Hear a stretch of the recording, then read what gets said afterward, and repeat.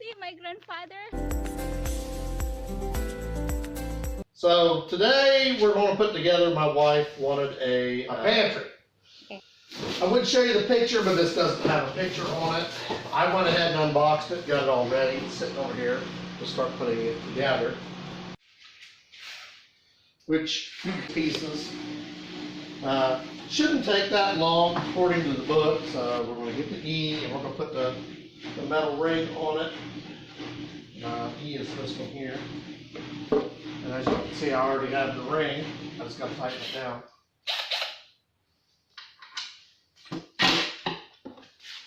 Okay. So that's page 1. There's only like 8 pages to do. So we'll see how the next one is an E, which if you look at these, they're not all labeled. There's 2 of them that's not. So what I end up, I got to look on the bottom to look for the holes in them. And it's got to be this one because it's the only one that has the 2 holes. As you can see, I don't have a table, so I'm using my compressor. I have a table, but my wife has it covered and stuff. Verify that I got it on there right, which I don't. And according to the picture, which isn't real great like I told you, they're supposed to be lined up on the edge, so you want to slide this forward just a little bit. Now, the thing with corrugated wood, you gotta watch when you're putting this stuff in, because if you torque it down too much, this wood will just like shred apart. And then you're gonna have to put the anchors in and everything else, and I didn't feel like making it a massive project. I'm going to get it done. The next one will be D and G. This is D, and this is G. And it shows, let's look at the top here. We ordered it. It doesn't show a picture of what it's going to look like, so until it's finished, I guess you won't know. Those are 2 angles, which is weird because the screws are in 2 different bags. So I'm going to have to go back and forth and find the screws. And it takes 3 screws.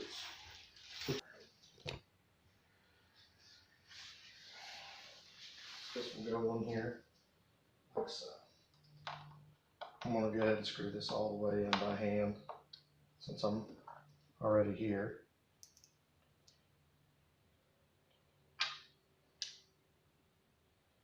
So hopefully this will take longer to get that. We line it up like this.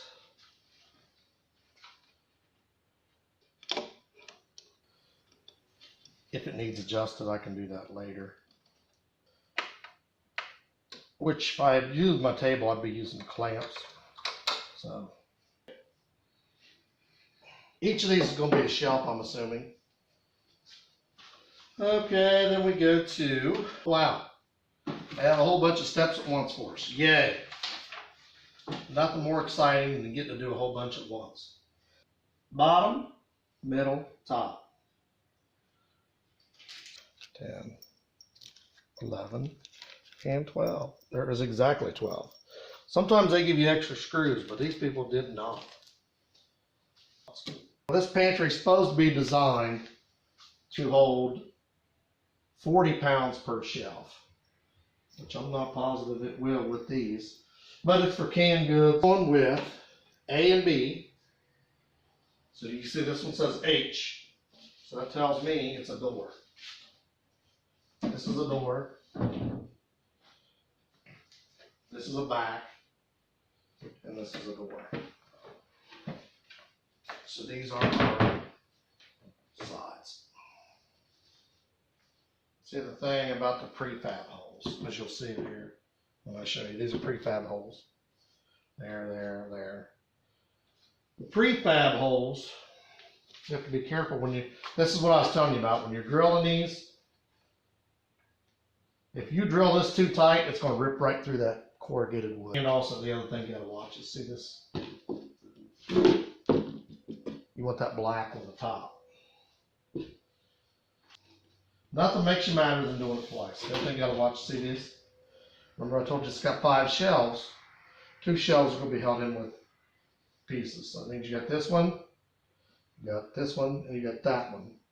Are all being held on by screws. So as I remember, C is the top. Here's your bottom. So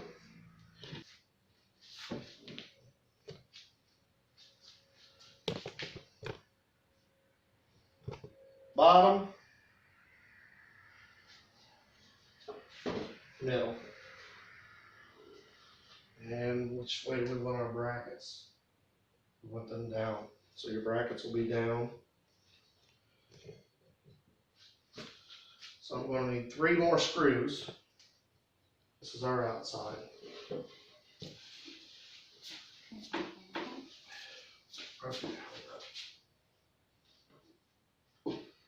I just started these by hand, enough that I can still adjust it if I need to.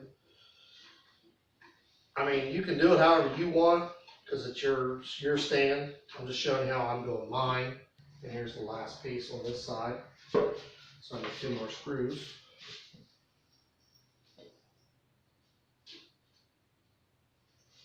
And you see my assistant is still holding it, because it's wobbly, because I have tight. You don't need those yet, those are to the other side. You hear that? As soon as I heard it click, I stopped.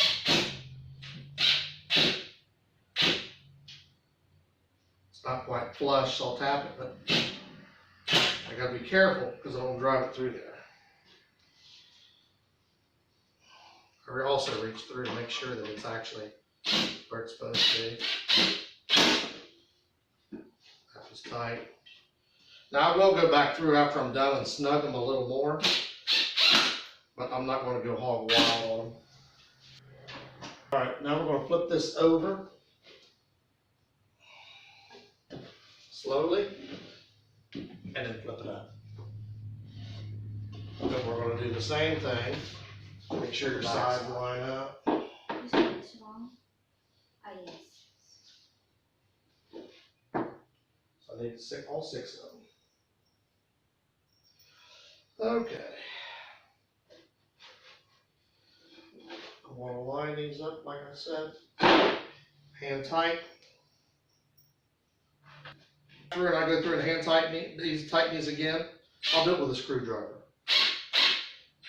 Because it's too easy to get overzealous and just torque the crap out of them. And then you have a damaged cabinet.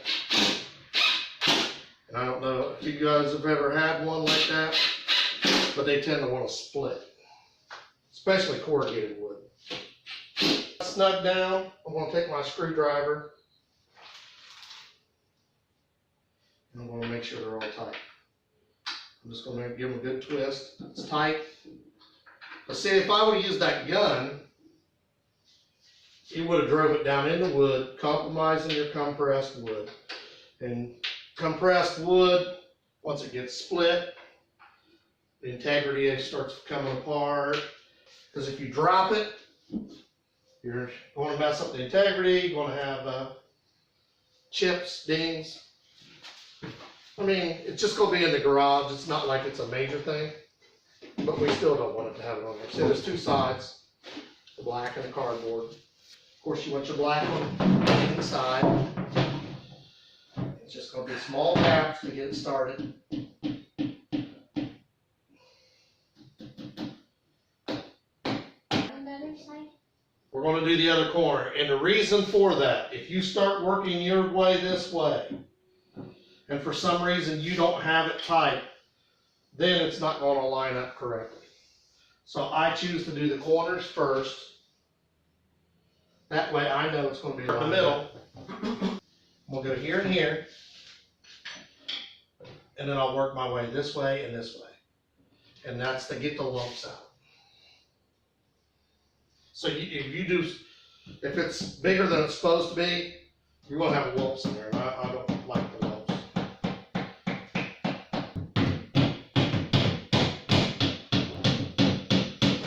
But That's just for us. So now we're on step 6. And there's only 8 steps it shows us doing. These are your shelf holders. So she'll decide if she wants a small shelf, a big shelf. So she's going to look at it right now. And she's going to decide where she wants this shelf. Here, here, or here. So she's got 2 shelves. Now they do sell these in the hardware stores if you don't. But it's nice if they give you the proper stuff. On top on those. Now these shelves won't go until we're done. But I just wanted these out of my way so we didn't lose them. The doors, which are here. Inside and the outside are made pretty much the same. So the pictures and the directions don't match with what you actually have to do. So I am going to tell you right now, you might want to do what I'm doing now. Measure these up before you start messing with the doors, if you buy this particular one. Okay. So your hinges are going to be like this. Okay? Now they don't match what it says on the door, on the paper, because the paper is not very accurate as far as that. We're going to need, I think, 1, 2, 3, 4. A lot of companies give you extra bolts, but this one does not. Okay. Oh. Now, there's the door. And as I told you, they're doing what it's supposed to do. Overhanging about the same. But we won't know until we get the other door on what kind of adjustments we need.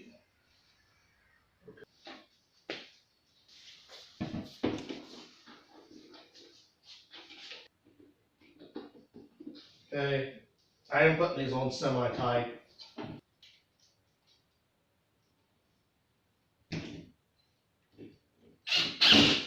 Okay. Now we're going to see whether or not we have to adjust. And as you see, they did not line up for squat. So I'm going to make several adjustments in here. But the first thing I'm going to have to do is try to mount it to the wall. This one also all the way out.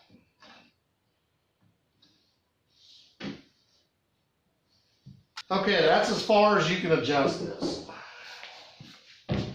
And it's close, but still not perfect. There's still going to be a slight gap in there. It's going to be in the garage, like I said, so it's not a major thing. But as you can see, it's going to have a gap. Now we're going to put on the door handles and put it in the last shelf. And I'm going to put it up against the wall. There's still a couple more pieces.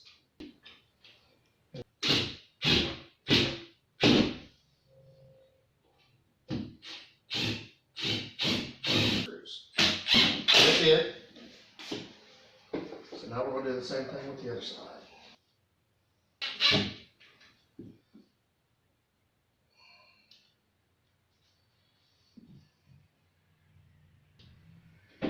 Make sure it locks. It does.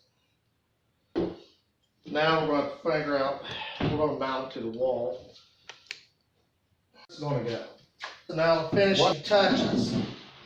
We ended up having to mount it to the wall. We ended up having to adjust the doors about 3 different times. But that's what it's going to look like when it's finished. So she's put together. Storage cabinet. Wise, this is scale 1 to 10. I'm going to give it 6. It's not terrible, but it's not great. Instructions, about a 3. These instructions are crap. Overall, I'm only going to give this thing about a 4 or a 5. It's cheap. It doesn't cost a lot. And if you want a pantry, like us, we're having it in the garage. For the price to be in the garage, it's not bad. But if you're going to have it in your house, spend the extra money to get a better one. I'm not recommending this one at all. If you want something cheap to put in your garage or you don't care, then yeah, I'd go ahead and get it. But I would not spend a lot of money on it, and I certainly wouldn't want it in my house. I'm just getting it because she needs something in the garage. It was a good value price, but as far as the instructions are terrible. There's a lot of issues with the holes not being in the right spot, so you're going to be making a lot of adjustments. That's my view on it. So that's my review on it. Like I said, this is the exact model number. Systembuild.com. But if you do get this one, expect to spend a lot more time than you anticipated. So thank you for watching. Like and subscribe. If you have any questions, leave a comment below. And as always with me, 2 thumbs up, not just 1.